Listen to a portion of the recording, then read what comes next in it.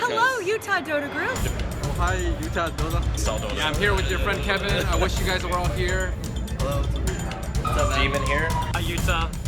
Hello, Utah Dota. Yes. I don't even know where Utah is. Alright, hey guys, this is Kevin, Zero to Infinity here. We're going to be doing a 6.87 first impressions with two of the guys from the Dota Utah Club. We have Andy, also known as Arius. We have Caleb, also known as Holocene. And these guys are pretty much the experts at this game. They know this game much better than I do, so I'm going to be the noob that kind of asks the general questions on what this all implies, and these guys hopefully will school me on what the hell all this shit means. So we'll go ahead and start this out. So first thing we'll talk about, I'm scrolling down here and I'm looking at the first part. It says reworked ranked all pick. Before the picking phase begins, there is a 15-second voting phase to ban heroes. Each hero votes for a different hero. Afterwards, half the heroes are voted on will be randomly selected and banned, and two players cannot vote for the same hero. It shows who they voted for prior, but other than that, it doesn't really say anything else. I mean, I actually kind of like this change. What do you guys think about it? I feel like it's a combo of like a little bit of captain's mode. It's an interesting change. I think it's interesting that they decided to add more RNG in terms of the fact that half the heroes that were voted on are randomly banned. Like, not all of them, just half, and it's random. So it's like, even if you say you picked a ban Invoker, guess what? Invoker ends up in the pool. And if you picked a ban Sven's up at the pool. Well, I think if you could always like ban the exact hero that you chose, like there would be a pool of heroes that would never be played anymore in all pick at all, right? Like this last patch, if this was happening, OD and Invoker would never be in the game. You say that, but I'm not so sure. I mean, maybe I guess in all pick, I guess you could say that they would never be played, and I don't know if that's an indictment on game balance or whatever, what have you. You know, the fact that they can't seem to keep a couple of heroes from being incredibly OP, but yeah. I guess that makes sense. I feel like I was going to say those heroes get played in captain's mode. Like, it could be an improvement to quality of life, though. I mean, this is something that it's nice. I mean, a lot of people have been wanting to get like some type of a ban thing going on in all pick for a while. I mean, right. So it's a nice start for sure. I'm not sure that it's enough. The difference between this all pick banning thing, say, you know, if everybody was able to ban one hero, they just got to choose, it got to happen. That's more bans than what is in captain's mode, right? So that's why it would just. No, that's 5. That's 5 per team. That's the same as CM. It's just like but it would all happen right before the game. Right, it would all happen before, so you wouldn't get the ban pick phase. So that's an interesting point too. Yeah, I'm not so sure. It is a good compromise though. It is a good start for sure. Yeah, I definitely like it because I think it kind of like makes all pick not necessarily slow down, but it kind of moves it in a nice a medium between all pick and captain's mode, where you get games picking up faster, but there's still a little bit of strategy rather than just people. Right, it's a happy medium between not having those heroes banned every game and not playing against them every game too. Okay. I can agree. So let's check out this next thing. It says each team now has a scan ability available in the minimap UI. It scans a 900 AoE for 8 seconds, has a global cooldown of 4.5 minutes. StarCraft 2. StarCraft 2, right? This is a command center patch. Command center. Interesting because it's a team ability, right? It's like Fortify. Yeah. It's like another Fortify, which is an interesting, strategic option. Obviously, the fact that it can detect people through smoke is really good. Obviously, if you use it properly, the question is, in pubs, will it be useful more than finding out when people are going to roche? But it says right here, it says, but does consider smoked units. So does that say that it is going to, like, if you... Yes. So if you're smoked... You can't use it on the Rosh pit. You can't use it on the Rosh pit. You can't use it. It won't detect anything if they're in the Rosh pit. If they're just outside of the Rosh pit, it will definitely light up. So if you're smoked, does that mean the scan doesn't work? No, the scan works. It reveals smoked units. So the way it works is that when you use it in the area that you're scanning, if there's enemies in that area, it's red. If there's no enemies, it's green. So that's all it tells you. It doesn't tell you exactly where they are. It just says we're enemies in this area, or are enemies in this area for 8 seconds. Okay, It almost that's it almost interesting. it almost seems like because it doesn't work on the Rosh pit, but it works on the area around it. Like you have to commit to the Rosh. Like Right. everybody has to You be in it. can't. You can't do the thing where like people are outside kind of guarding, right? Yeah, if you're You have like to put smoke everybody in, rushing. or exactly. So like everybody has Yeah. to go in, and then it's a little more dangerous, I guess, with AOE spells, right? If everybody's Okay. in there, you can just like you'll get stomped by this new like the Earthshaker, like So all Yep. this Yeah, you'll get stuff like that. Earthshaker ultied, or Sven will blink stun you and cleave you all down, or you get Tide ultied or Exactly. something. So see, yeah. that makes a lot more sense because when I was reading it, it says global open vision. I'm like, wait, does that mean it's like a free ward, like a free 8-second ward temporarily? So so basically, when you're running it, it just turns red if there's enemies Yeah, there. it just turns red on the mini map if there's enemies there. It doesn't show you where they are. It doesn't reveal the area really. It just says, are there enemies here or are there not? So this is pretty powerful because if you're a smart support or even just anybody like even an offlaner, if you throw some wards in their jungle, you're not seeing anybody go through there. You can easily like just do a quick scan somewhere else on the map and immediately know, oh, they rotated from that area to jungle or whatever. Yeah, I mean, or you it's, could even scan on the warded area, but like know that they're smoking because you can't see them there, but then it's red. So you go, okay, there's a smoke coming your way. Get back, be that's safe. true. That's interesting. Definitely is powerful, but it's also again it's very hit or miss, right? It's 4.5 minute cooldown. If you don't, if you misuse it, then I mean, I guess it could give you information to say there's nobody in this area, which is nice too.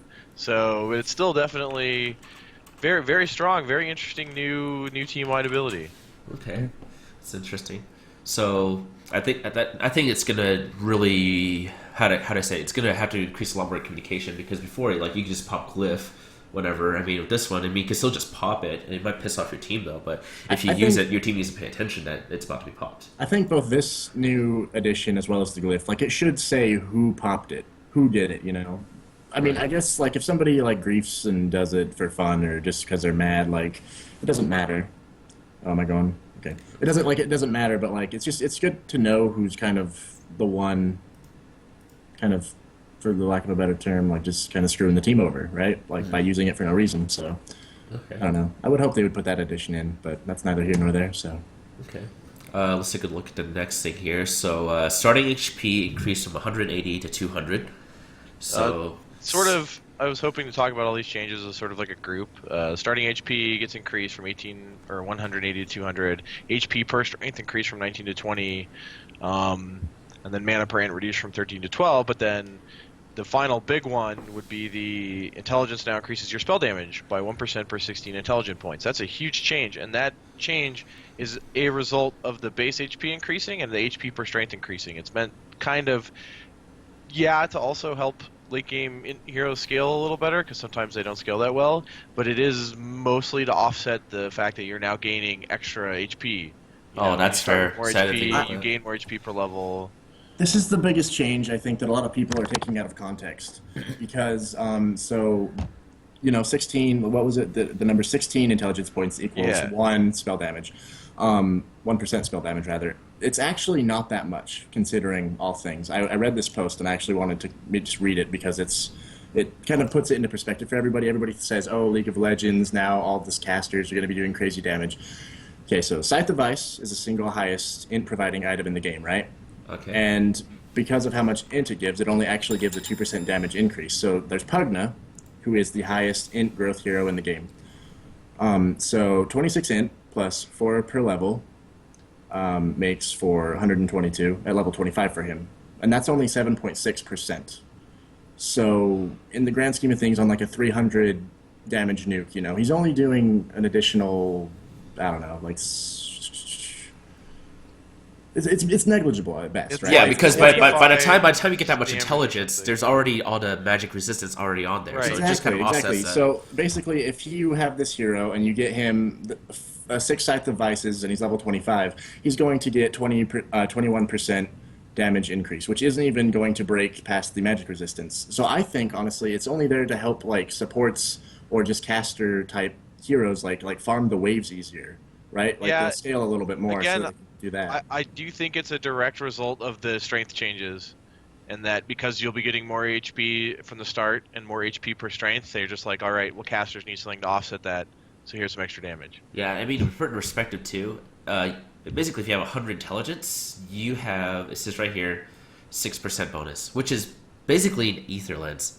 Right. Right, So- and they nerfed It's not even Ether that Lens much. too. Yeah. So, Yeah. Like people were getting all uppity about it, and it's really not that big of a deal. And all it's not going to change much. yeah, the number of changes are really, I think, just to also like bring everything to you know, there's random like 16, like 19 HP per strength or whatever. Yeah, but now they're trying to it was make it 20. They're trying to 20, streamline so everything. now it's more streamlined. It's more Exactly. rounded. Yeah. So next one, stats hover on your hero now shows you your total spell amplification, including Aether Lens. That just lets you see what your spell damage is. I like that a lot actually because I mean it's like there's some ways to do some quick calculations on it. I mean you can actually set some HUDs on Dota 2 so that way you can actually see where the health bars break up per like every 100 stats or whatever. And if you know the spell amplification, you can do a quick calculation. Like if I do 10% more damage, just take whatever you have plus 10%.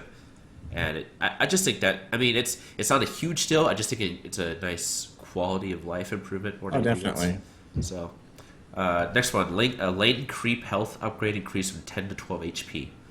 So that means every 7.5 minutes their health increases. So they get a little more HP. They're a little harder to farm. But it's just meant to sort of, I don't know, make it harder to wave clear later on in the game, I guess. But 12 HP, so they're basically only adding 2 extra HP per every 7.5 minutes. So it really is just it's a negligible. small balance change. Okay. So this next one, let's do it in a group because I really like that idea that you brought up. So tier 2 towers damage are just now the same as tier 3. Towers now grant armor aura to allied heroes. So tier 1 grants 1 armor, tier 2, 3, and 4 grant 3 armor. Tower true sight range reduced from 900 to 700 to match the same as their attack range.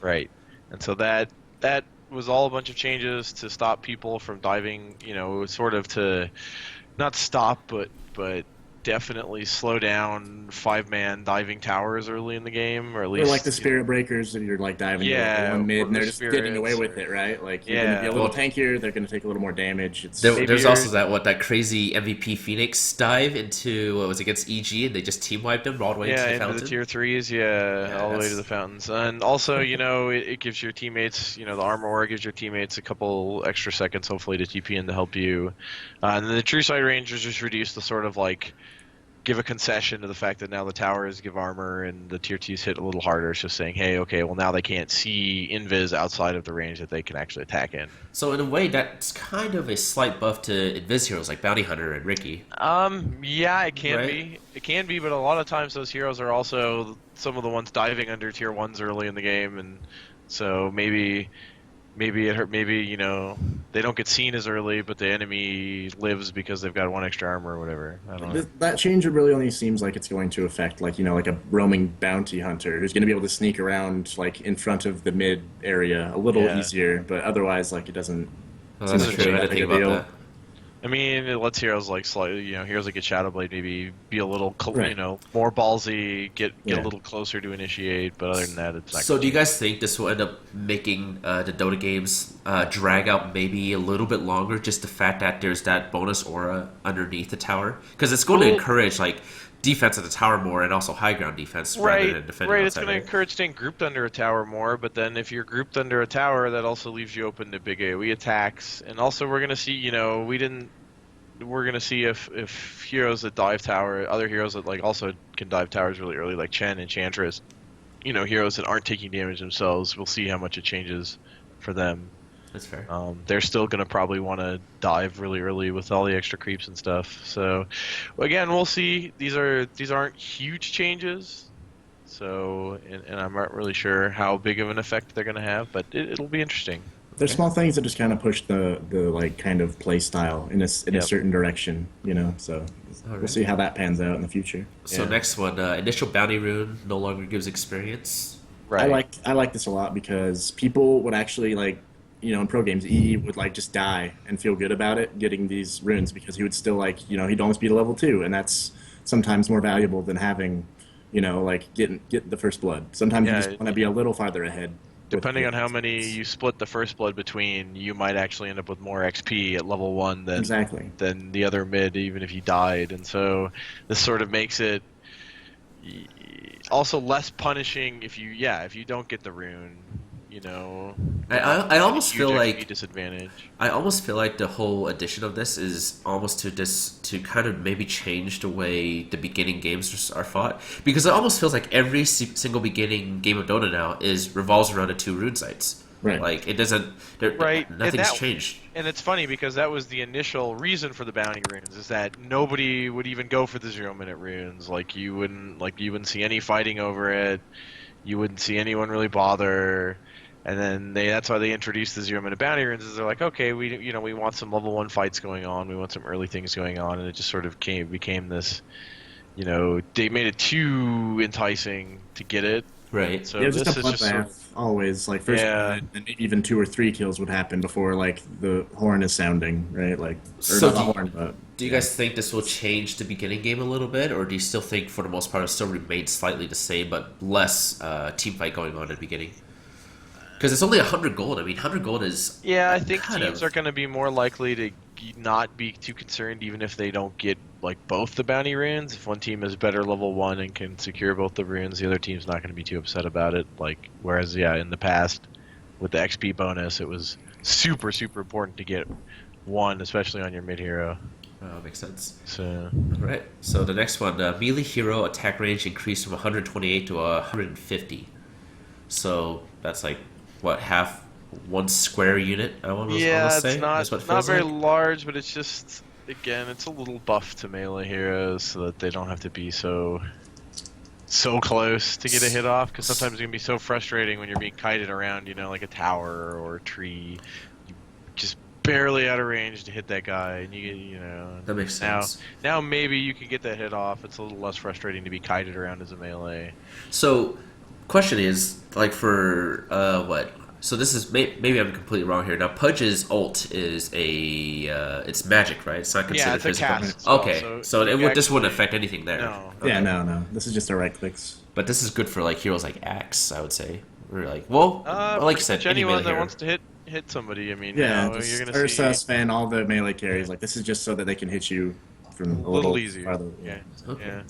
So let's get this next group together. So there's changes to both lane and melee creeps. Just going to go over them real quick. Lane creep aggro duration increased from 2 to 2.5 seconds. Cooldown is increased from 2 to 2.5 seconds. Melee creep bounty is down from 40 to 38. Melee creep range gold bounty is increased from 1 to 2. Changes every 7.5 minutes, so it just on time with the HP increase. Experience for melee creeps has been reduced by 17. And then range creeps has been more than doubled from 41 to 90.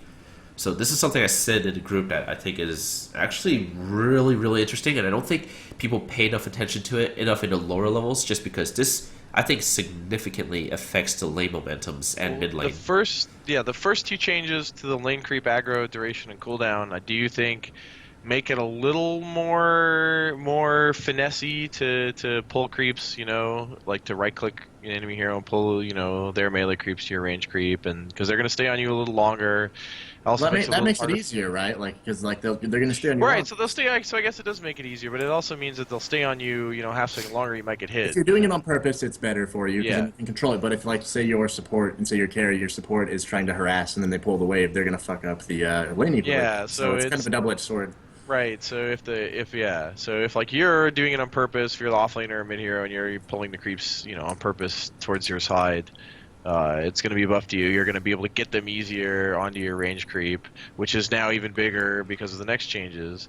But then, if you're a support and you've aggroed the creeps, so that's bad now because they're stuck on you for an extra half second, and that can be, a problem extra for hit. momentum. Yeah. So Extra hit, lane momentum, all that stuff. the other thing that's kind of interesting too, because I noticed that the way some players have played mid is that traditionally when you do creep blocks, you usually want the range creep to go first, let that one die, so that way the momentum of your lane gets pulled back farther. Right. But with the rage creeps experience doubling, I mean, Right, you're and basically so- almost exposing it to the It's more current. valuable now. It is much more valuable now to deny the range creep and to last at the range creep, which can also make lanes a little more interesting. Can force. I think that's an interesting change because it can force things in lane. If you're being more aggressive trying to get that range creep, that can force you out of position. It can force the enemy out of position, maybe create some more fights in the lane.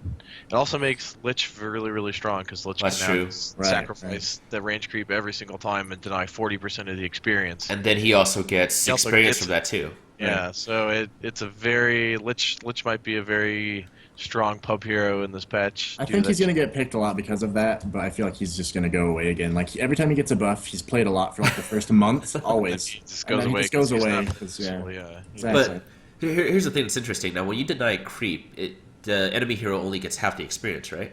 Right. So right now, if you actually denied a range creep, you're getting the same amount of experience as you were before this change.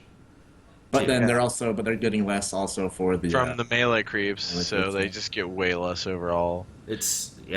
I'm really interested to see how Also- this plays out, especially if we do like 1v1 games, like when they do that doesn't happen too often in Dota, but this thing I feel like is actually a lot bigger than people think. Also, keep in mind that the range creep, because it's so far back, you might, if you're a range hero too, it's possible you might be out of range a lot more often for it when it dies. Or if you're a melee hero being harassed, you would be a lot further away.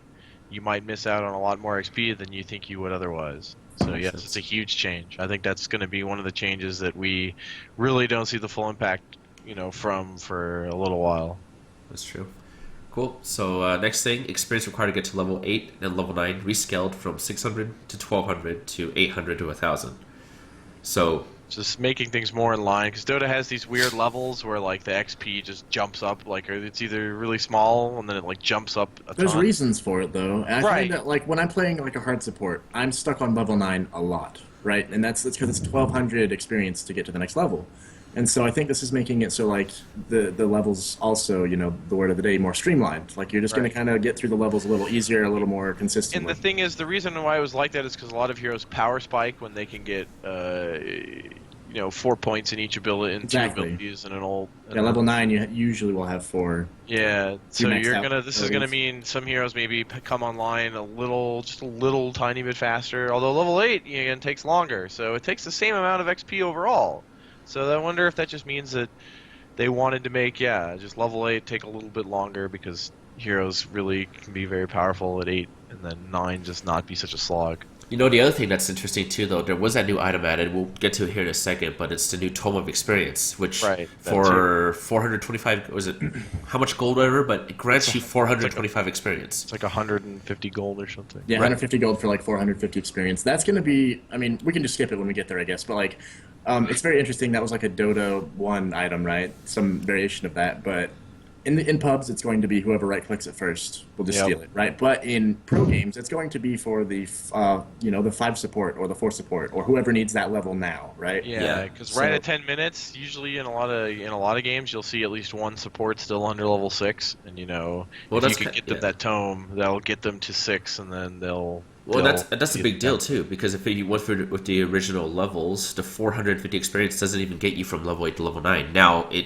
automatically does add a little bit more to level 10, right? It gets you no, because it's you could be like 800 halfway there, right? And then you just buy it, and then you're gonna level up or whatever. The big thing is it's really big for heroes that are still like under level 6 at 10 minutes, though. I think that's really what it's for. Or off-laners who maybe did not have such a great start, and you want to get them some extra levels so that they can start doing their thing. Okay. Basically, anyone who's behind, that's really nice for.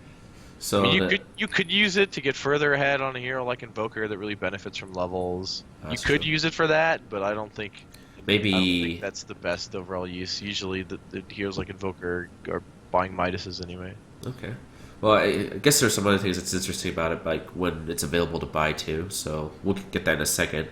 So next thing here, Ethereal now blocks in-flight attack projectiles fully, rather than just ones launched before Ethereal.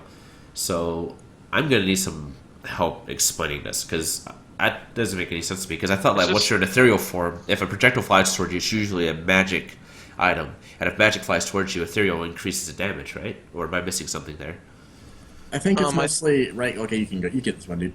I was just I'm not really sure what it means either, but I'm assuming that there was non-physical, like, No, orb okay, attacks, no, it things like was. OD or...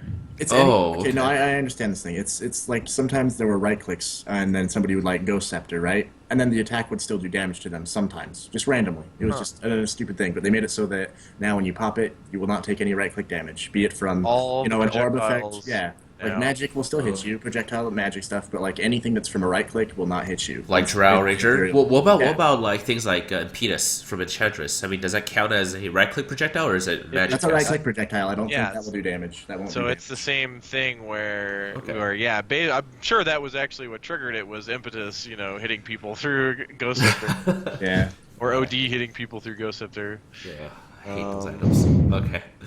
That makes sense then. So that actually, so it's more of like a bug patch, is what it It's sounds kind of like a like. bug fix. Sort of. Okay. Yeah. So this next one, Invasion now uses pseudo-random distribution, and Invasion is now calculated on impact rather than on launch. So I don't understand how the pseudo-random distribution works. So the way Dota's pseudo-random distribution works is essentially it forces that percentage by saying every time that your RNG thing doesn't proc, it increases the chance for it to proc.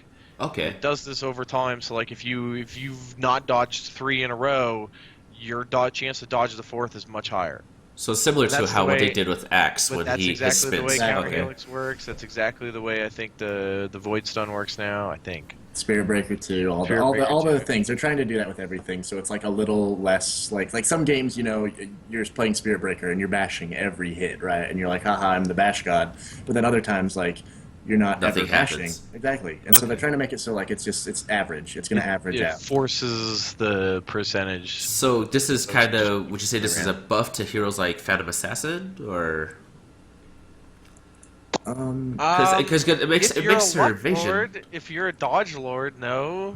If you're not lucky, then sure. But It's like, honestly just going to make it a lot more average. So like you're going to get hit, like I don't know. It's hard to say. Like Yeah, you're you're gonna get still hit going to 50% dodge. You're of still the going to time. not. But Yeah. just based on the frequency of like how many times you're going to get hit. If you're getting attacked more, you're going to get hit more. It's basically how that works, I guess. So every what time about it procs, it resets the percentage, and it actually Yeah. usually starts at a lower percentage too than the base percentage. so what about the evasion is now calculated on impact rather than on launch? What does that mean? So when the projectile hits, it calculates it. Before it used to be you would right click and your projectile would launch, and It was already determined.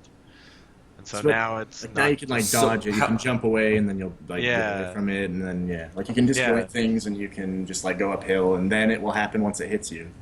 I think that's probably the biggest thing is the uphill miss. Actually. Yeah, the uphill miss chance. So if there's a projectile in the air, as you're walking uphill, because it's still going up to you, it could miss you. Or if you- Okay, that makes Or more if sense. you buy a talisman of evasion mid-fight. Okay, that makes Something like yeah. that. So that makes more sense to me. So basically, before it's just like if you were in the middle about to get shot on the same level, if you move up ground, the calculation chance wouldn't happen regardless anymore. Yeah, but now it's just you'll based on- always be okay. hit. But now, if you're on the lower ground and you move up before it hits you, there's a chance you might not get hit, which is nice. Okay, so I mean that should be technically how it is in real life, I would say. Yeah. If Dota is Yeah, ever real guess. life. So okay, so this is about so these are spawn camps. Centaur Courser health reduced from 550 to 350. Centaur Courser armor reduced by 1. The large Centaur camp now spawns 2 Centaur Coursers instead of 1. So this is kind of like the Wild Wing, right? The Wild Wing camp usually has 1 Wild Wing and the 2 little. And 2 smaller ones, I Yeah. guess. Yeah. So I mean that's just more gold for a jungler, I guess. More This- gold, but Yeah. it's also harder to do. Yeah, it's a little You're harder taking to a do. little more damage. Oh, that's true. And you Even have a though, little more HP to get through 700 total HP as opposed to 550. but Yeah. this benefits like heroes who can deal with crowds really easily. Like Yeah. Axe obviously is going to benefit Yes, from this. it's a buff. It's a buff to some heroes and a nerf to others when they jungle. Okay, so just more of a jungling thing.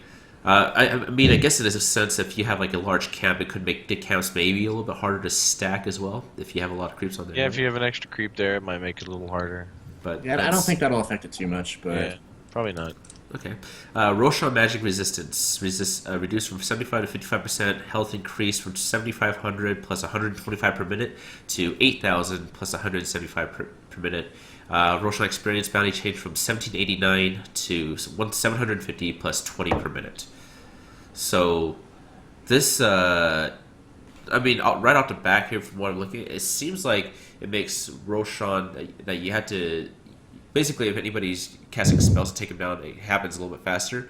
But his health is higher, but then the amount of experience he gives out is lower. So I think this is kind of a nerf to like guys like Ursa. Yeah, it's a big nerf to the early Roche heroes that benefited a lot from all that extra experience. It's a big nerf to early Roche in general. You just get way less XP from it now, so it makes Roche a little less important overall. Roche is also much harder to kill with the extra HP, although now magic nukers can feel less useless against him, I guess. So something it has this interesting note here is that compared previously, he gives less experience before the 52-minute mark and more after. So it's a big nerf to early Roshan, the XP buff that you get from him, and I think that's for a good reason because teams that secure, and Ursa, if he gets that early Roche, he's getting 2 levels from it in the old patch. Now he's maybe getting 1. Okay.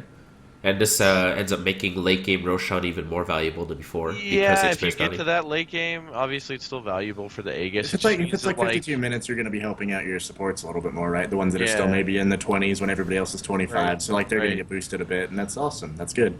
Okay. But definitely before that, it's not going to, if you take 3 Roshers in a row, you're not going to get, a massive XP buff because of it, So I think in a way this kind of slows the game down a bit, I think. Yeah, definitely does. Yeah. Cool. Next one. Double damage and haste no longer have special rules for being dispelled by spell immunity, and falling buffs are now purgeable. Nightmare, Spawn, Spiderlings, Malefice, Cold Snap, Corrosive Skin, and Leap Movement speed buff.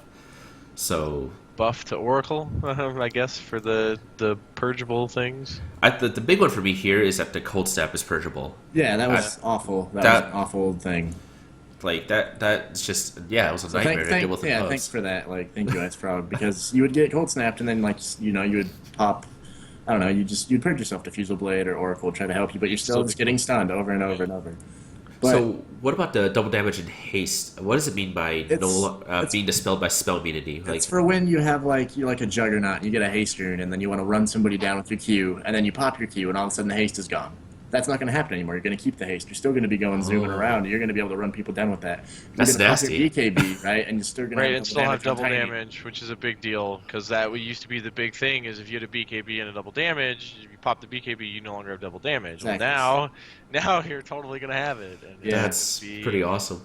That's nasty. Runes are going to be a big deal. I wonder if we'll see people try to fight over double damages and stuff. People are going to bottle these runes a lot more. Even when they had BKBs, they would just pick it up and go and farm or whatever. But now they're going to keep it for that special team fight that's going to turn the game, and then be able to pop their BKB and still be hitting really hard, still run around quickly. So this, heroes like Storm Spirit, I feel like this would be a big buff. Like if he gets a double damage rune and then he just zips around the map, he doesn't lose double damage, and it makes his. Oh right, yeah. Wait, did his ulti when he zipped? Did that purge? I don't think it actually removed. I don't think his ult removed double damage before. Okay, no. yeah. I just don't play the hero side. That blew my mind if it did. But. It's not like a magic immunity. It was weird. Okay. But a 522 move speed Juggernaut spinning towards you is pretty scary. Really annoying. Kill. That's like a guaranteed kill if you can. That's crazy. Juke him somehow. Okay, next one. Minor adjustments to cast range mechanics to reduce overly long cast ranges when the target's moving quickly. I kind of like this. I think this is good for heroes that have a really long cast point. I feel like Omni Knight. This is more to prevent things like the Legion Commander dueling you from forever away. Yeah, or the Bat Rider grabbing you from forever away, and you're like, wow, it was totally out of range of that, but.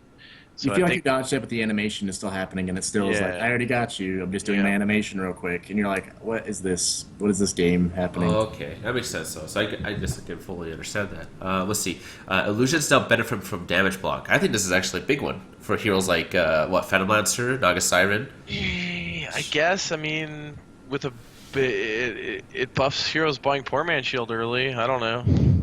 Chaos Knight.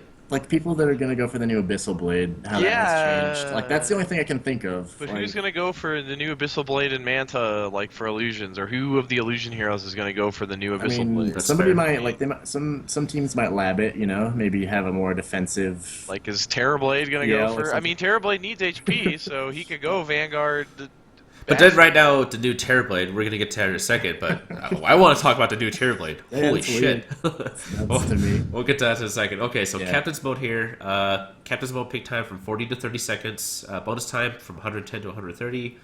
Adjusting the order of bands, adjusting the order of final picks, and then the overall pick order. So this is... so I don't know what the original order was, but... I'm just saying, like, I think just because of the way everything's changed here, the pick order wise, it changes the strategy of how you have to adjust heroes. Because previously, like, if like, Isle Tiny is a classic example, right? If you want to strategize for picking an Isle Tiny, you want to make sure that you ban the heroes and then pick Isle Tiny when you get the double pick, right? Well, so the way the picks changed is that in round 3, first pick gets to pick first in round 3. It used to be that second pick you got to pick first in round 2 and in round 3. Now first pick gets to pick first again in round 3, and they just changed the ban order in the second ban phase so that the second pick gets to ban first. It's a little They more also balanced. pick first. It's a little more balanced, I think. Okay. It just But they gave more bonus time. I kind of like that. Right, but they removed the base time, so it actually gives less time overall. Bonus time you gain 20 seconds, but because each pick time lost 10 seconds, so it's really like an overall loss pick. of like 60 seconds. You lost, yeah, or more. You have 10 picks, 5 bans. You lost 100 seconds there. As far as that's concerned, I think it's just from like the spectator side of Dota, because like the pick phase could last like 20 minutes. Right. Yeah, it could last so long, and so this is just kind of like, okay, just pick a little faster, please, because like people are watching this, they want to be in the game, they want to just enjoy it, right? It just speeds it up by, like 2 minutes. A minute or so, yeah. Yeah. Not even 2 minutes. Well, if it's 100 seconds both teams, that's by not 200 both teams, seconds. yeah. Yeah, So that's it's 3 minutes like- and 20 seconds. Right, but then It's so still- they each get an extra 40, so it's like it's 2.5 minutes or so. Alright, that's fair. Cool, It's not too excellent. So this is all... okay, let's just do the damage part. So, remove strong armor type and move affect the units to soft type, which is now renamed to basic type. What the fuck does that mean? This is just more normalization. So the old Warcraft 3 engine had a bunch of different armor types. It was really Over clunky. time, it was really clunky. Over time, Valve has cleaned that up a bit by consolidating armor types, by moving everything to be on maybe like 1 or 2 armor types, and then now it looks like they're trying to change everything to be like basic and hero and like siege, I think, or building, and have those be the only types. So this is just more of that, I think 90% of players don't even notice these types of things, Yeah. really. Like, they don't take it into consideration. I don't think people really, honestly, even It's just care. a super. It's like it causes some weird esoteric interactions that most people just don't pay attention to because they don't matter that much. Okay. So I guess that explains everything else then. Like Roshan armor type from basic to hero, Dark Troll Summer. Okay, so this is more...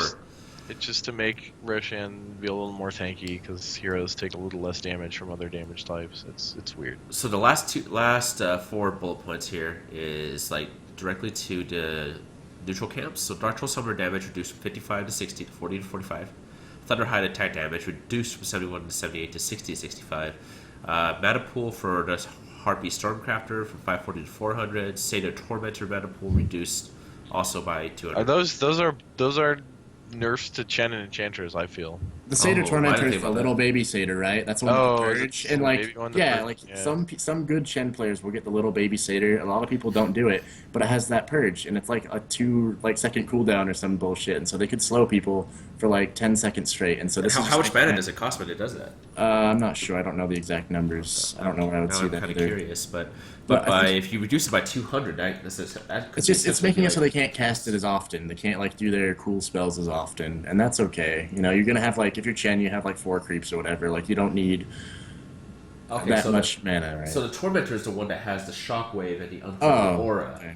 Okay, but the shockwave costs 100 mana, so basically this is 2. Yeah, that's two less. That's a nerf Oh, that's the big to one. the Kamehameha wave. For Yeah, the big yeah. You ones. can't Yeah. like. Yeah. So that's basically 320 damage effective. Yeah, That and you that could be the spamming thing out. is that shockwave is a massive travel distance too. So you can Yeah. hit, you can clear wave. You have 2 or 3 of those suckers. You clear waves with them. Yeah, it's just a nerf to that because those were really strong. You would see Chens, pick up 2 or 3 of them and just They'd be pushing waves while they're like their team is on a different lane completely. Yeah, because they just one shot each, like triple cast of those. So I didn't even think about that because I'm thinking that like, oh, these jungle camps are nerfed. That means it's easier for the jungler to go through because he's not gonna take as much damage. It's more about Chen, yeah. Okay. Because like the Thunderhide is one that the Chen likes to pick up when he gets the Ags because it gives the aura, the frenzy. Yeah, he actually has to like manage their mana a little bit more. Like he can't just throw them out willy nilly all the time. Like he's got to be like, all right, I only have so much mana for this thing, so he can't always be ready to go. Now the nerf to the Dark Troll Summoner, I mean, it reduces the damage, right? But really, don't most players pick the Dark Troll Summoner specifically for the ensnare? The ensnare, and then the skeletons are actually really good for pushing. So surprisingly, so the hero, that one, if you get 2 or 3 Dark Troll Summoners, you could push down a lane really quickly with the skeletons. And the thing is, now this just makes them hit a little less hard. Yeah, it also just makes it easier for junglers, like I think you were saying, to actually kill them, like if they're not using them, right? Like it's just they don't take as much damage. Okay. So it's a little bit of both, yeah. Interesting. But that's cool. See, I didn't think about the whole like Chen and Enchantress. That's actually a much bigger deal than I thought. Yeah. So this next part here, I don't know how I want to do this because we're not even looking at the map. Well, I haven't even played the patch yet, like as far as like this is concerned. So I don't know. Maybe Arius has had a chance so to I've play played some games. a few games. Anything here? The coolest thing is the new ramp between on the Dire side, right above the Roshan pit, right below their Ancients. There's a ramp there now, so you can walk down from their tower to their Ancients. And that's a crazy new spot that allows for the Dire to move a little bit more freely from the entrance to the Roche pit to their tier 1 area. It lets them move a little more freely around there so they don't have to go up all the way back around to get to to get from the Roshan pit back to their tier 1. So you could go from the tier 1 to the Ancients? Yeah, there's literally a pathway right below where the Ancients are to the Dire tier 1. So is it possible to pull Ancients to the tier 1 tower, or is it not enough a distance? I don't think so, because it's a ramp, so it like kind of comes down a bit, and then it's like a ramp, so it goes up next to the Ancient pit, so you got to pull them around, and then I don't think they fit through it. It's very small. It's not very big. Okay. Could you do like the gimmicky like pudge hook bullshit, or like tiny? But you can't hook Ancients. Yeah, you though, could. Right? No, Can I you? don't think you can hook. Can you hook Ancients? I don't know. I would say you could hook the dragons. Right, because the dragons are the ones because they're not magic immune. That's interesting, though. No, that's a new one. There's a couple new juke spots that are pretty cool, but I'd say the big one that I've seen, at least, that I noticed the most is that Dire ramp. They added pathable trees in some areas, so I guess we should look at that too, because that's just another chance to juke. So there's 2 new trees up by the Radiant camp that give a little hiding spot, like juke spot area, up by the Radiant tier 1 tower in mid. And they kind of create a new juke path. There's a few new juke paths. I haven't seen them all, like I said. Map changes are going to be something that we'd have to really. You just gotta play it. You gotta be in it and just. Yeah, you gotta pull it up. But the big one I would say is definitely that ramp below from the Dire Ancients to the tier 1. It's way cool. So that's interesting. I guess really the best way to really get to this is just to play it. Yeah, so just play the map, guys. The terrain changes, and this is crazy. So the Dota map terrain-wise barely changed for years, and then over the last year or so they've done massive, like specifically with Reborn, they did a massive balance change, and then again they're moving things, they're creating new juke paths, they're just making the game hopefully a little more exciting, a little bit more dynamic. I think some of the interesting things though is just like if whenever a new map comes out, I mean, even whenever anything new comes out, I always recommend people just play a quick bot game, just to kind of familiarize yourself. I feel like it saves you a ton of headache. Put on like what the fuck mode, like go crazy. I don't know how you guys feel about that. I mean, do you guys just jump straight to games whenever a new patch comes out? I played a couple of bot games to try out some of the new heroes and new mechanics, and then I've played just a few regular games just to see, how people use the map, because that's the best way is like see other players using all these new spots on the map. You guys are smart. I always just like jump into a ranked game and I just go for it. People are like, no, Well, going this way. I'm like, what the fuck? I played a couple of ranked games, and yeah, basically people didn't know that the patch had hit, so it was a complete shit show, and so it's like, why even play? I think it's like this first week because people don't read patch notes sometimes. It's the most fun because like it's the most wild builds and people just doing stupid shit. And and the crazy thing is that the patch literally went on test server today, and then 4 hours later. That's crazy. It's almost crazy how quickly they rolled out the client. They said it's going to be 1 to 2 days before it goes on live. Nah, they just did it today. It's awesome. I'm actually excited for it. I mean, it kind of gives us a chance to before next week's tournament, so that'll be fun.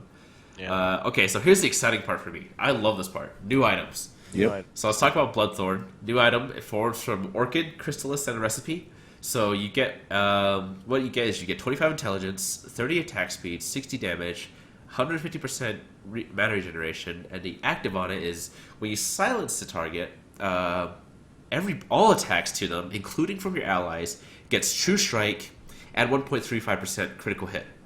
It's 11-second cooldown, and it also has a passive of landing critical hits. Right, so it is. So by the way, this is, I believe, the most expensive item in the game now. 7,195 to make it is the most it. expensive item in the game. However, it's made up of 2 also already very good items in Orchid and Crystallis. I love this. This is great for like right-click intelligence heroes like Windrunner, Silencer. Silencer is a good one. Windrunner and Clinks, I think, are the 2 biggest. Also, you got Quap. Like, there's a lot of heroes. Oh, yeah, that's true. Quap could buy this. Yes. Oh yeah, Quap true. could totally buy this. She doesn't mind right-clicking. Although again, her Ags is also really strong, so it's hard to know. But I definitely think Windrunner and Clinks before the Deso change, his old build was almost always Orchid Crystallis. And so he seems like, and plus what does he do? He does pick-offs. He focuses on pick-offs. This item is amazing for him. He can finally kill people solo, So which sometimes he struggles with later on in games. Now, a crit chance, the chance of it critting stacks if you buy multiple crit chances, right? Sort of. It increases but it's reduced chance. Right, so it's like you have the chance to crit from one item, and then if it doesn't roll crit, it re-rolls for the other item, so it's like sort of a diminishing returns, but it does increase your overall chance to crit, yes. So you could still end up building like a Daedalus. Yes, you definitely could. Which is a ton of right-click damage, right? But I think the big thing here that some people are noticing is like heroes who have passive invasion. Like, I feel like Phantom Assassin is going to be completely dead this patch. I disagree, because when we get there, I have my thoughts on her. But this is a really good item against her, right? Yeah, because, I mean, you don't have to do MKB anymore. Mixed intelligence heroes who rely on silence to be maybe a little bit slightly more useful. You still got to remember what you said. This is the most expensive item in the game, more than a rapier, right? Oh, that's true. But I think the reason that active is so good. It is, but I think the reason why this kind of item is created is because a lot of heroes would pick up, they pick up the Orchid. And so that is a really strong item early and mid, right? You silence them, they take that additional damage tick at the end based on how much damage you did before, but then as you get into the late game, it literally becomes just kind of like a silence, which can get purged off, which can get, it just falls off. But now, this item is built from an item that falls off. That's true. Like these heroes that want to continue to grow. It makes Orchid so good along to Bloodthorn, just because you have that attack speed, which is always nice, and then I mean, I think compared to if you think of an Orchid, it's a very economically great item for intelligence heroes. I mean, the only intelligence items you have to really buy on there are 2 Battles of Intelligence, which passively only adds 6 intelligence, but by building an Orchid, you get 25. Mm-hmm. So that's I think this is a it makes that item slot just more efficient, right? And it makes it so that you can continue to scale a little bit more on these heroes. Plus it adds, I mean, if you wait till after the BKBs, or if you get it on a good target, it also lets you get pickoffs really quickly if all your allies are going to crit them. All your allies are literally going to crit. Yeah. This is really good. I mean, also against agility heroes that buy Butterfly. Right. Because you could get past evasion. Okay, cool. Yeah, it gives you the True Strike. That is also true. That's a big deal. That's just another anti-evasion item. Yep. This is really good. I think it's a cool item. It's expensive though. I don't know how many heroes are going to pick it up, but anyone that would do it as part of their natural progression. So yeah, Quap, Storm Spirit could definitely, Wind Ranger, definitely Clinks. They're going to pick it up, and it'll be interesting to see if it does get picked up. It is very, very expensive. That's true. So you can't easily pick this up for like a support, obviously. No, it's but going to be a no, late never. game a item. core hero. Yeah. Okay. So next item. This is another really fun one. Echo Saber. This is a new item built from Oblivion Staff and Ogre Club. It gives you 10 strength, 10 intelligence, 10 attack speed, 15 damage, 75% mana regeneration, and a passive is it causes melee attacks to attack twice in a row. Your double attacks also apply a 0.6 second 100% miss. What is it? Move speed and attack Move speed. speed and attack speed slow, and has a 5-second cooldown. Like There are a couple heroes that this item is really good on right looks now. terrifying for a couple heroes. There are a couple heroes that it's not so good on, obviously, but definitely heroes that like have a passive bash. Void, it's pretty good on. Spirit like- Breaker, it's pretty good Yeah, on. Troll he's Warlord. gonna get more fervor stacks. The thing is, going, yeah, he's going to and- get more fervor stacks quicker, although, again, he already attacks so fast. It's hard. I'm not so sure. Slark actually is one that I've seen personally. Oh, yeah, I Slark, can because he see gets that. the Essence extra shift. Essence Shift proc, plus it's the slow. It's a slow, and it's Yeah. every 5 seconds. It's incredible. This is actually nasty Or, on Abaddon. like, it's a A Abaddon. hero- hero attack. like Sven, say, when he pops his ult, jumps in on you, he's going to get 2 hits right off.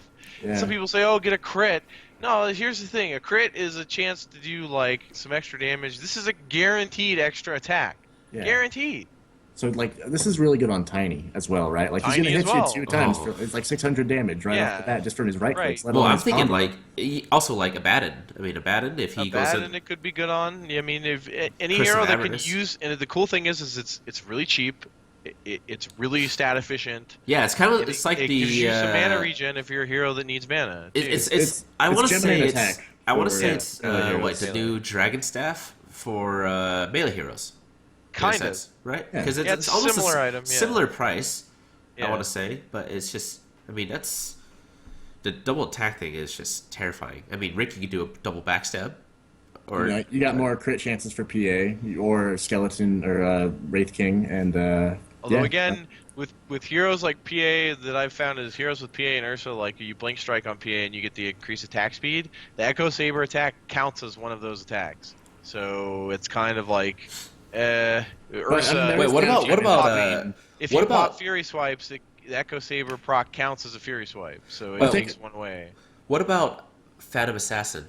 Illusion heroes. Does that mean all their illusions get the double hit? No, it does not work on illusions. It Okay, does not thank work God. at all on illusions. No, it does not. My work God, on that would be broken No, on no, like it would be Naga broken. Siren. Absolutely, it would be Holy broken. crap! But definitely hero again. There's a lot of heroes it'll be very good on, and you'll see it picked up quite early just because it's an extra attack. I mean, So what about interaction with Ember Spirit? What, if he does Sleight of Fist? Because Sleight of Fist, it procs your... It does it on the first attack. It does it on the first Yeah, attack, only but on then the- not any others. Okay. So a Sleight of Fist could essentially, you can get an extra hit on their initial target then. yeah, Yeah, but it might be Well, creep. It might be just some random because AOE. that's So sleight of fist, right? You don't get to pick. So But then that's kind of nice if you're like a Ember Spirit chasing after a solo target. You just do a Sleight of yeah, Fist, so you get two hits in. double attack. Yeah, no, it's definitely. Yeah, I think this is a really new fun item. New item here, Blightstone. Costs 300 gold, reduces armor by 2 on attack, available in the side shop, and it's used in Desolator and Medallion Courage. So I was reading in the notes that this actually replaces a recipe for Desolator. Yes, damn it good. does. Damn so good. so I feel like this is actually kind of a unique item. I mean, I feel like it's really, really good It's early like game. a minus armor orb of venom. That's how I feel about it. It's a value item you could pick up really early. Say if you have a heavy physical, early game lane or something. It just lets you do a little bit more damage. Like Clinks could pick it up early, and all of a sudden, Well, you this- have a lane so easy Yeah. with this item. So to think of Weaver could pick it Blightstone, up. I mean, before traditionally like Desolator, you would usually build the 2 Mithril Hammers first before you get the recipe, Right. obviously. Now So you now, get more value. Like you can just pick this up first and be doing a little more damage instead of having an empty slot and just waiting. so out of curiosity between you two, I mean, what ended up causing more damage long term? Is it getting the 2 Mithril Hammers first, or Mithril Well, Hammer and then a It will Blightstone? be This the is so cheap that you might as well just get this first. yeah, Okay. like that. The Mithril hammers will definitely do more damage, like overall. But this is just like because it's 300 gold, you just pick it up. Like if you're gonna be building in Desto, you just put it in your slot and then you're just good to go. And then you You just just go for walk. that stuff. I'm sure you can buy it from the side shop. You just walk to the side shop and buy it there. And all This of is sudden, a you're getting this extra is damage also a every day. nasty item for mid laners, right? If you have like a goal against like a mid lane Ember Spirit, getting a Blightstone, he's already gonna take bonus damage. Just because Yeah. does he start off like 0 armor? Yeah, I think so. You could. Yeah, I mean, it could be. It could be a new harass item. Yeah, if you're not an orbit, if you're a hero that again wants to build into Medallion or Deso, I don't think you get it otherwise. It's not like Orb of Venom where you're heroes that just get it because it's so efficient. But definitely, if you're thinking about building into those items, it's a value. Now it's a value buy that gives you some extra damage early for pretty cheap. Do you guys think it's worth buying for range supports to help harass in lane, or no? It's good for pushing as well. Like If they're going to buy Medallion of Courage, yeah. So Yeah. Vengeful Spirit, Vengeful obviously. Spirit, Dazzle, maybe like any hero that's going to go for it. I go for that item on like so. Yeah, it's super good on pretty much any hero, so now it just makes it even better. Cool. Yeah. So next item, Infused Raindrops. This one's interesting. 225 gold. It provides 0.85 mana regeneration. Comes with 5 charges. And the item is destroyed when it reaches 0 charges. And if you take over 50 damage, it procs and it consumes a charge and blocks 120 damage. So each proc has a 4-second cooldown. So you can't proc all 5 charges at once, obviously. And you can only buy it after the 3-minute mark. So about the same time as Flying Courier. Right, and so the way I feel about this, the way I've seen it used already, is that it's basically there to like help mids that are getting ganked really early by heavy magic damage. Like it'll give them a little extra survivability. That's basically what I've seen it used for. You know. This is good for like heroes who are laning against maybe like I want to say Lena and Lion as well. Lena maybe. or like a Death Prophet or basically anything that does magic damage, or if there's a chance that they might get ganked by magic damage. You know, Bounty Hunter, the Shuriken toss is magic, so maybe you pot, with this item, you block 120 damage of a Shuriken toss and you live. It's like at 3 minutes you buy the Flying Courier, you buy this item, you put it into mid. Now he's just way safer. That's just basically How does this interact with like guys that have like magic block naturally? Like back to Ember Spirit. So he has the Flame Shield. So would it burn through Flame Shield first before it takes the Infused Raindrop, or would it take the Infused Raindrop and then believe so. Generally, I'll take I'm not priority. so sure though. I think it would take priority because it's just like it's a spell. I think that's the way it would go. It would go through the Flame Guard first and then to the item. Yeah. So I don't think it would do 2 at once. I don't know. We'd have to test that to see. I can't. Yeah, the question is if the item gets considered first, like how does it work with a pipe? Is the item considered first or is the Flame Guard considered first? That's true. But I mean, this is actually, but it's kind of nice. I mean, in a sense, it gives you an effective 120 HP as well, in a way, Yeah, right? against magic attacks. Yeah, it gives you 120 HP. Every 4 seconds. So it's really cheap to do that much, right? So it's a pretty good item for the early and mid game. yeah, and it just helps your mid hopefully not die. But if it only 50 magic damage, so I mean, So procs on 50. So even if you take less than 120, it will consume a charge, but And then you you take won't nothing. have taken any damage. Okay. So Cool. But while you have it, you have a passive also 0.85 mana regeneration. Yeah, too. that's really good. That's really really nice too. yeah, Cool. that's nice. So it's a nice, I actually like this more than Enchanted Mango. I think. Well, but then again, Enchanted Mangoes has its use if you need like It's burst mana. slightly different, yeah. It's like, Yeah. okay, I used my spells and they think I have no mana. I'm gonna pop it now and throw out another stun. They're dead. Awesome. Okay. This is more of a holy crap, I'm being dove and I need a little bit more HP to live, and now the last magic nuke's not going to finish me off. So The mana's just kind of like a little extra, I think, just to be like, all right. Makes it a little bit more valuable as Yeah. a good up purchase. Cool. So next item we have Windlace, 225 gold. It gives you plus 20 movement speed.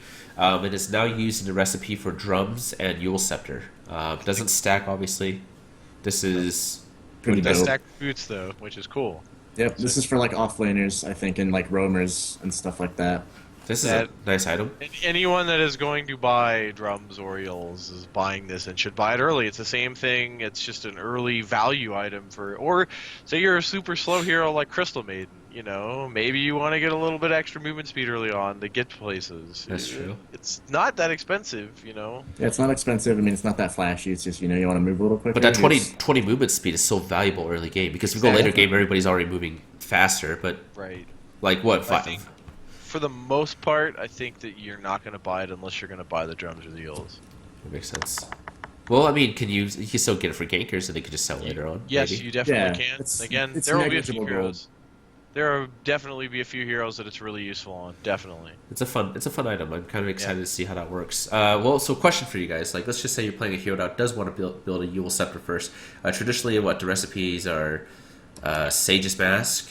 Oh, Well, those recipes changed up in this patch. So it's a intelligence staff, a ring of mana, and The a Void Stone, and then the Sage's Void Mask, Stone. and then now the Windlace. But now it's the Windlace, right? So Yeah. now the recipe is like changed.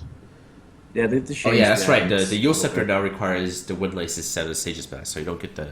Okay, so it would make sense to get this instead of instead the of Sage's Mask, you get the Windlace. Yeah. Okay, so either way, if you plan on building those items, this is a really good pickup. You should pick this up as soon as you super can. good pickup.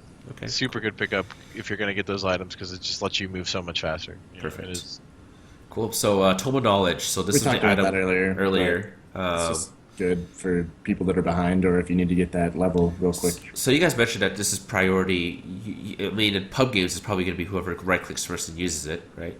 Mhm. But in pro games, you guys see this being used more for supports. You said, what? But do you? But I mean, how would you?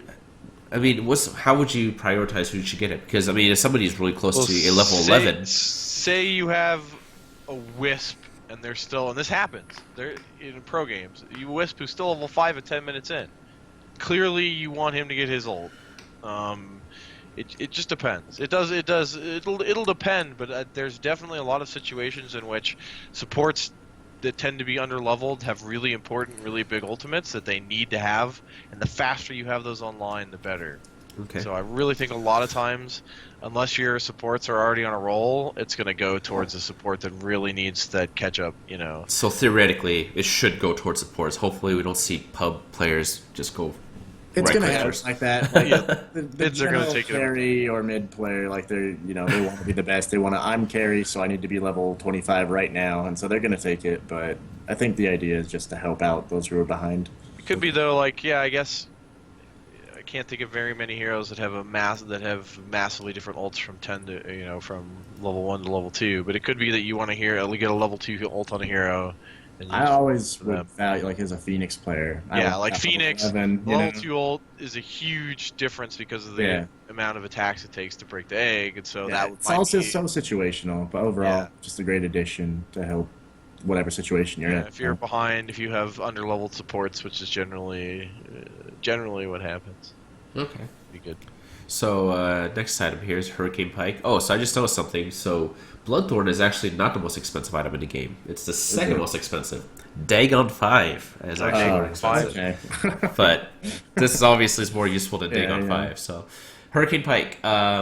New item from Force Staff, Dragonlance, and a recipe. Provides 20 agility, 15 strength, 10 intelligence, 4 HP generation, 130 attack range, and it has an active. It works like a regular Force Staff if you use it on yourself and your allies, but if you use it on an enemy, it pushes you both away from each other, 450 units each, so you guys get separated by 900 units.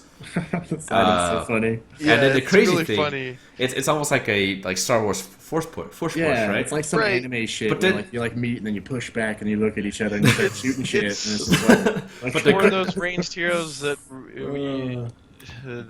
you want to. They don't want to like have to turn around and run away when you go on them, like Yeah. Dro or Sniper, and then that way they could just use it on like their enemies when they get gone on, and then they're far away and they can shoot whoever was just jumping on them. yeah, Or so really the- good on Enchantress as well. I think she'll still build into this. Like it's making her want to go Force Staff, even though she Yeah. got nerfed. But now she's going to impetus you from max range and do that absurd damage. Yeah, if you jump on her, she's just gonna use it on you, and then all of a sudden you're getting impetus at max range. She's so hard to jump on still though because of her untouchable, right? But Yeah. Right. But here's the thing that's interesting about this item is that if you use it on your enemy, you can attack the target without range restrictions for 4 attacks for 5 seconds. So you have 5 seconds to do the 4 attacks as long as you have vision of them. If you don't have vision, It you can't doesn't do matter. anything. But if you have vision of them, I mean, The this is some crazy It shit is. that's going on, right? I mean, you I could think- do like a Kunkka recall into the fountain, and then Sniper could just Still be shoot blasting you, him from the yeah. fountain. yeah, no, Yeah, you can vision still there shoot. somehow,